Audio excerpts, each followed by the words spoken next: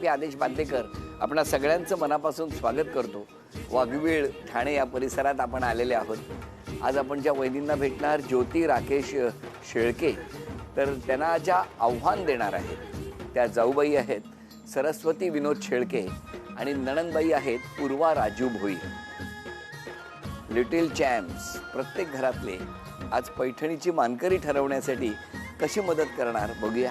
चला सुरुवात करूया आजच्या गप्पा.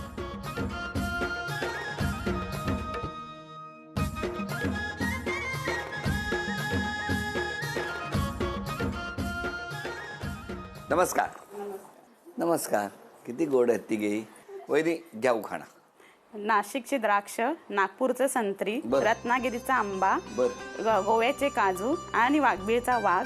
होम मिनिस्टरच्या कार्यक्रमासाठी राकेश रावांनी मारली मला हाक. काय सांगता. हो, नाहीतर एरवी हाक नाही मारत तुम्हाला. चालूच असं त्यांचा हाक मारणं. तुम्ही कसा घेणार आता उखाणा. पंथीच्या प्रकाशाला लागतो वाद, माझ्या आयुष्याच्या प्रकाशाला लागली ज्योतीची साथ. द्या ओळख करून सगळ्यांची. हे आमचे अहो. नमस्कार.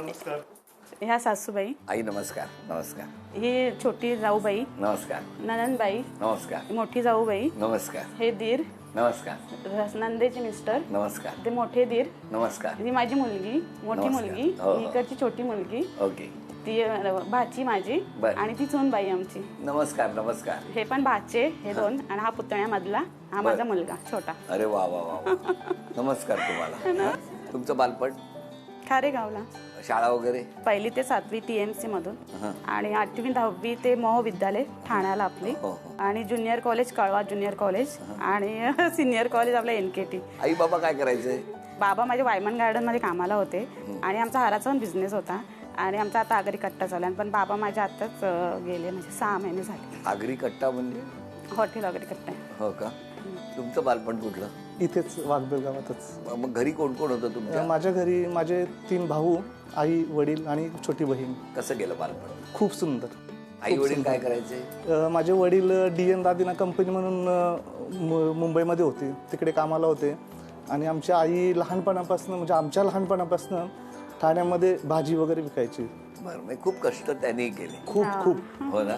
म्हणजे एवढे कष्ट केले त्यांनी की आम्ही त्यांचे आयुष्यभर पार नाही सोडू शकत. पण वहिनी मला तुम्हाला तेच विचारायचं की असं सगळं छान शिक्षण झालं, तुम्ही खारेगाव इथून किती लांब आहे ते. 8 किलोमीटर. ते 8 किलोमीटरचं 0 किलोमीटर कसं झालं. म्हणजे आमच्या ओळखीचे गाववाले होते ना, ते यांचे मित्र. त्यांनी म्हणजे सांगितलं यांना काय सांगितलं तुम्हाला. त्यांनी मला सजेस्ट केलं की आपल्याकडे एक मुलगी आहे, जर लग्न करायचं असेल तर. पण तसं तुमचं लग्नाचा काही बेतही नव्हता, कारण माझा एक छोटा भाऊ आणि बहीण होती.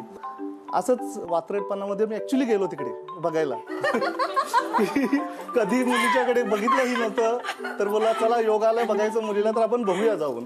मग घरातही कुणाला माहित नव्हतं की मी मुलगी बघायला चाललोय. गंमत म्हणून गेलो. आणि केवढी महाग पडली गंमत.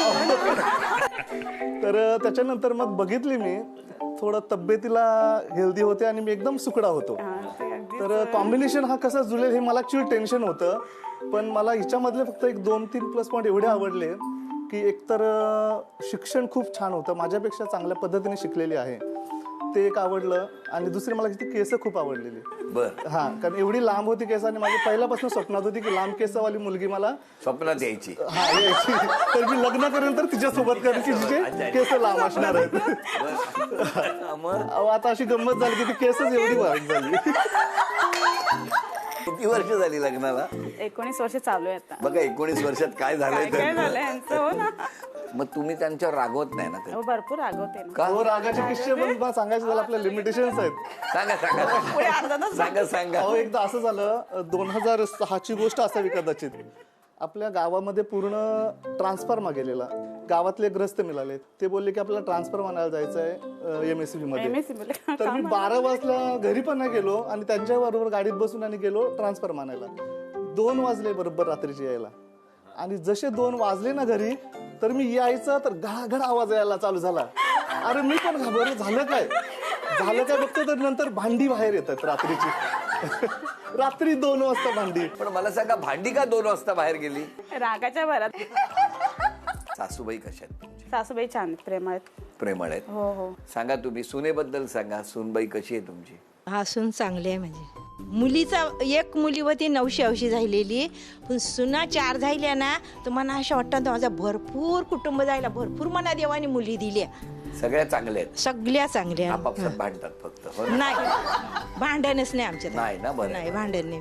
आणि मुलं कशी आहेत तुमची? माझ्या मुलांसारखं मुलगंच नाही कोणचं. मला अभिमान आहे माझ्या मुलांचा. अरे वा वा. पण सुना बिघडवतात? नाही तरी नाही बिरवत नाही. मुलं त्यांचा सुनांचा काय ऐकत नाही. हा, एकदम म्हणजे ऐकायला पाहिजे ना, बायकोचं नाही ऐकायचं तर कोणाचं? बायकोचं ऐक, तुम्ही त्या कामापुरती त्यांची ऐकतील. आणि नणंद कशी आहे? मुलगी चांगली आहे. 900 बिचारी जायली ती, लाडाची? लाराची, एकदम लाराची. जावई पण चांगला आहे. मला सांगा, जावई चांगला आहे का मुलगी चांगली आहे? एक नंबर द्यायचा आहे तर कोणाला द्याल? जावयाला दिला पाहिजे. मुली जावयाच्या जीवावर राहते. जरा या छोट्यांकडे द्या माईक. नाव सांग तुझं. अभिष राजू भोईर. बरं, ह्या कोण तुझ्या? मामी. तुला राग कोणाचा येतो सांग घरात? खरं सांग, एक नाव सांग. माझ्या दीदीचा. का दीदीचा राग काय येतो तुला? मारतात त्यावी मला. दीदी मारतात? आई ग, बिचाराचे हाल आहे. द्याच्याकडे नाव सांग. जय विनोद शेलके. तुझ्या कोण या? माझ्या नानी. आणि ते काका? हा. हो ना. या तिघींबद्दल काय सांगणार? काकू खूप गपचूप राहतो घरी. ही काकू ही. हा. आणि ती काकू आणि आत्या घरी आल्यावर खेळतो आम्ही. असं ना कधी कधी जास्तीच एकदम धावाधावी केलो, त्रास झाला का आत्या बोलतो गपचूप बसून खेळा. पण मम्मीने मारलंय कधी तुला? मम्मी अभ्यासाबद्दलच कधी मारतो, नंतर नाही मारत, ओरडतो. आणि बाबांनी?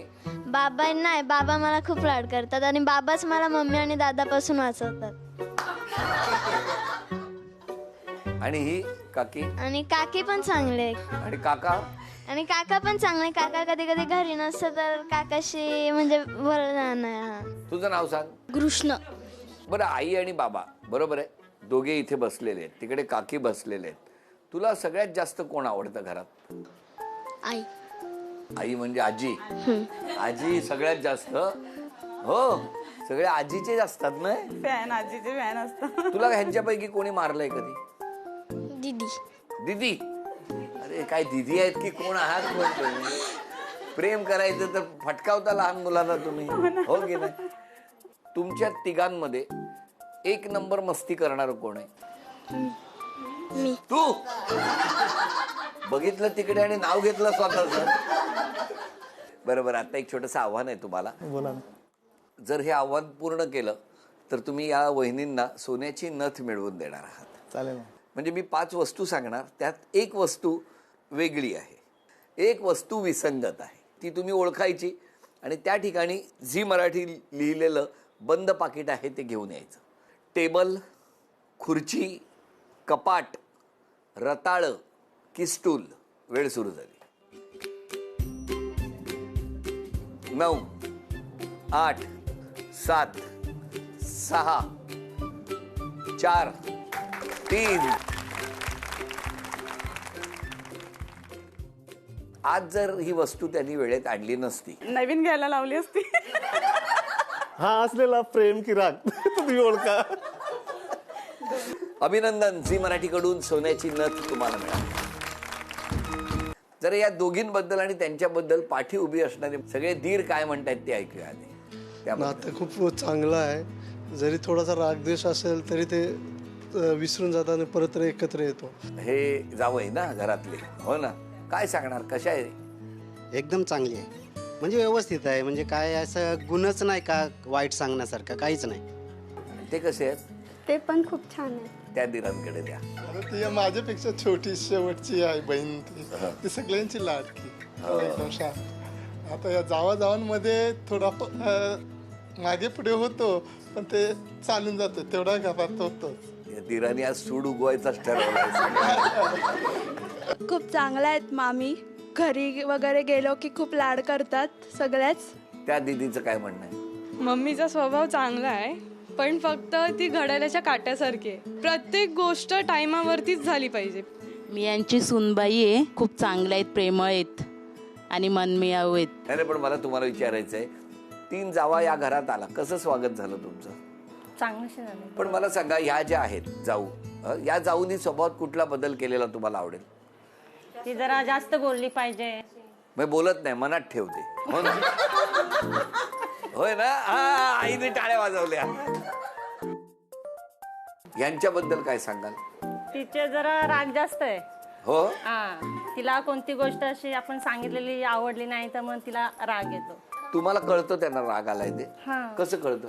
त्यांचा चेहरा वाचते मी. असा असा आवाज येतो. काय हो, काय तुमचा चेहरा दिसतो म्हणे? बस तेवढाच असते, अबोला धरते, बाकी काय नाही. अबोला असं, धरते. हा, तुमचं भांडण काय वगैरे म्हणणं नाही आहे? असं काय आम्ही. यांनी स्वभावात कुठला बदल केलेला आवडेल तुम्हाला? त्या जरा जास्त बोलतात, ते थोडं कमी करा. बरं नणंदबाई, काय सांगणार? 3 वहिनी तुमच्या छान आहेत. 4ही वहिनी छान आहेत. छान. या 3 जावांकडे कधी राहायला जाता? हा, जातो ना. किती दिवस जाता? 2 दिवस 3 दिवस. नंतर जा म्हणतात? नाही मीच येते. मुलांचं स्कूल असते, मिस्टरांचे पण जेवणाचे आणि परत वांदे या होतात. तिघींची तोंड 3 ठिकाणी. आपण कशाला? नाही, एकत्र असतात. या दोघींपैकी कोणाला अंतिम फेरीत पैठणीच्या खेळामध्ये खेळ खेळण्याचा मानकोट पटकावून देणार ते या तिघांपैकी आता दोघे ठरवणार आहेत. ते दोघे कोण बघूया. तुम्ही एक चिठ्ठी घ्या, नाव वाचा. कृष्ण. तुम्ही घ्या एक. आता या दोघांपैकी कोणाचं नाव येतंय बघूया.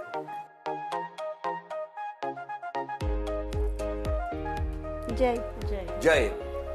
तू चला थांबा. जय आत्यासाठी खेळणार, हा, आणि तू काकीसाठी, बरोबर ना? बघूया आता या दोघांपैकी कोण जिंकून देणार. दोघांनी खेळ खेळायचा आहे. एकच हात, दुसरा हात लावायचा नाही, हा.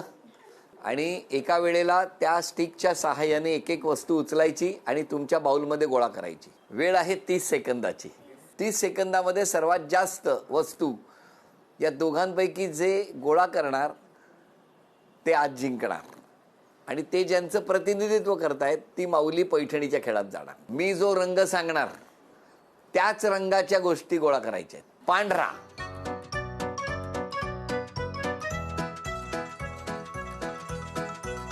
लवकर.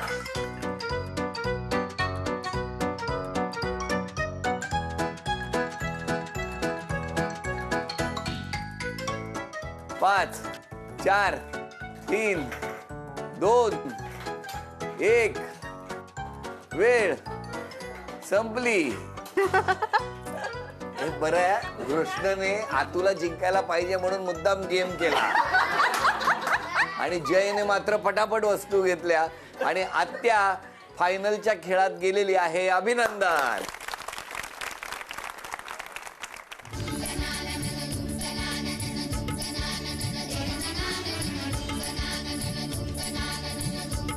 अभिनंदन.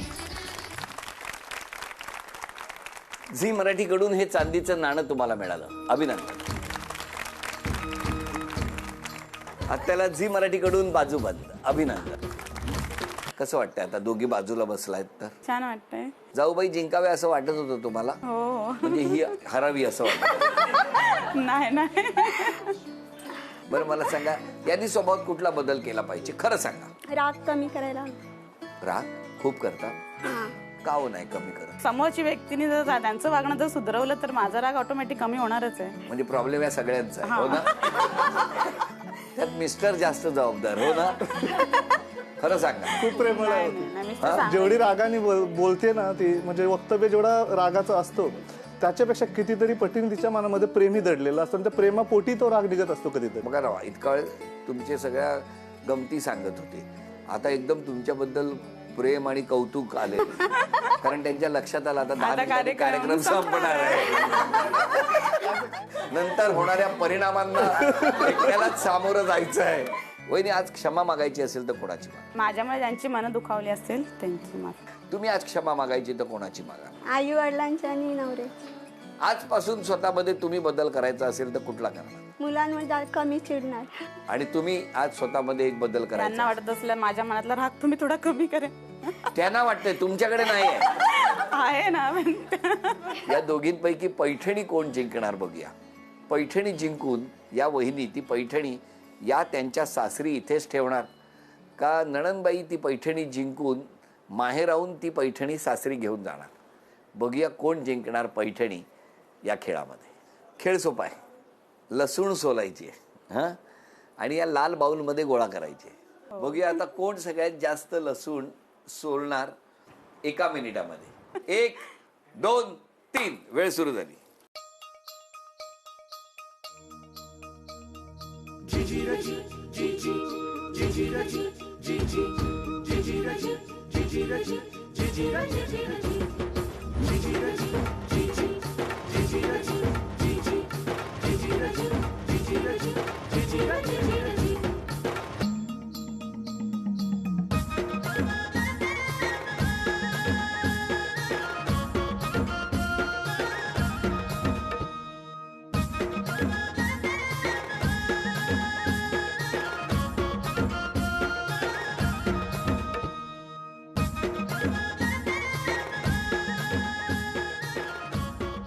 चार 3 2 1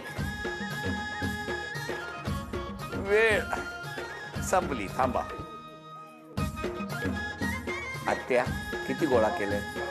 1 2 3 4 5 6 7. तुम्ही 1 2 3 4 5 6 7 8 9 10. अभिनंदन. तरी विचार करा, आज आनंदात होत्या, जराही डोक्यात राग नव्हता, नाहीतर कदाचित 101 सोडल्या गेल्या असत्या. झी मराठीकडून चांदीचं नाणं. अभिनंदन.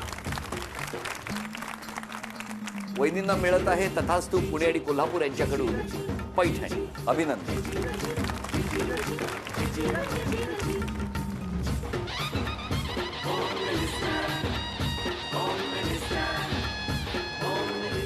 या कुटुंबाला शुभेच्छा. आपणा सर्वांना शुभेच्छा. हसत राहा, आनंदात राहा, स्वतःची काळजी घेत राहा, हे आम्ही नेहमीच सांगतो. आजचा भाग इथेच संपतो आहे. पुन्हा भेटणार आहोत अशीच एक पैठणी घेऊन होम मिनिस्टरच्या पुढच्या भागात. नमस्कार.